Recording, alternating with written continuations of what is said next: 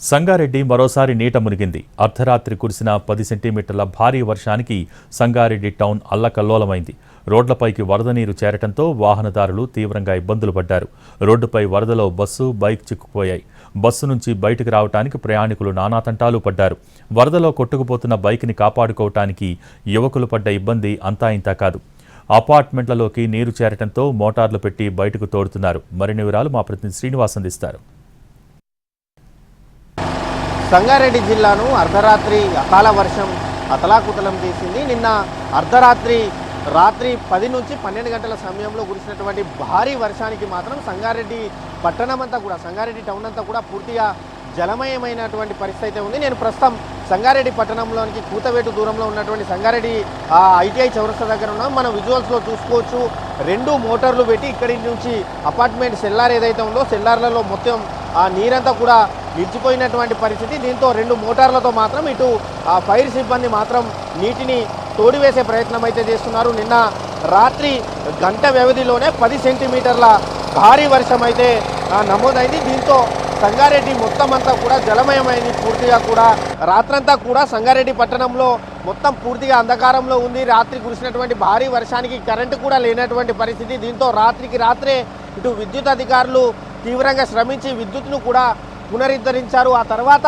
ఇటు పోలీసు సిబ్బంది కావచ్చు, విద్యుత్ సిబ్బంది కావచ్చు, ఫైర్ సిబ్బంది కావచ్చు, ఇదంతా కూడా రాత్రంతా కూడా విధుల్లోనే ఉన్నటువంటి పరిస్థితి. గత నెల సెప్టెంబర్ మొదటి వారంలోనూ సంగారెడ్డిలో భారీ వర్షాలు కురిశాయి. ఆ భారీ వర్షాలకు సంగారెడ్డిలో ఉన్నటువంటి లోతట్టు ప్రాంతాలు కూడా పూర్తిగా జలమయమైనటువంటి పరిస్థితి అయితే మనకు కనిపిస్తుంది. మరోసారి అంటే నెల వ్యవధిలోనే మరోసారి భారీ వర్షాలు రావడంతో మాత్రం సంగారెడ్డి మరోసారి మాత్రం జలమయమై పూర్తిగా జలదిగ్బంధంలో చిక్కుకున్నటువంటి పరిస్థితి అయితే మనకు కనిపిస్తుంది. ఎక్కడ చూసినా కూడా రోడ్డుపై ఇసుక మేటలు, అదేవిధంగా వరద తగ్గినా కూడా బురద తగ్గినటువంటి పరిస్థితి. రోడ్డుపై ఎక్కడ చూసినా కూడా బురదనే ఉంది. మొత్తం ఇసుక మేటలన్నీ కూడా కూరుకుపోయాయి.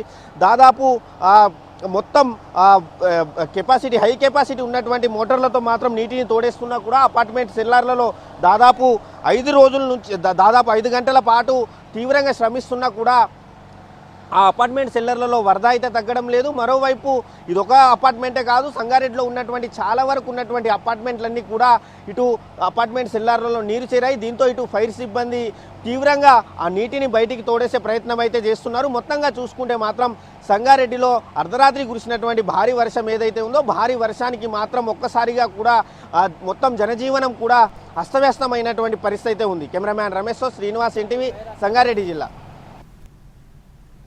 సంగారెడ్డిలో అర్ధరాత్రి కురిసిన భారీ వర్షానికి పలుచోట్ల సెల్లార్లలోకి వరద నీరు చేరింది.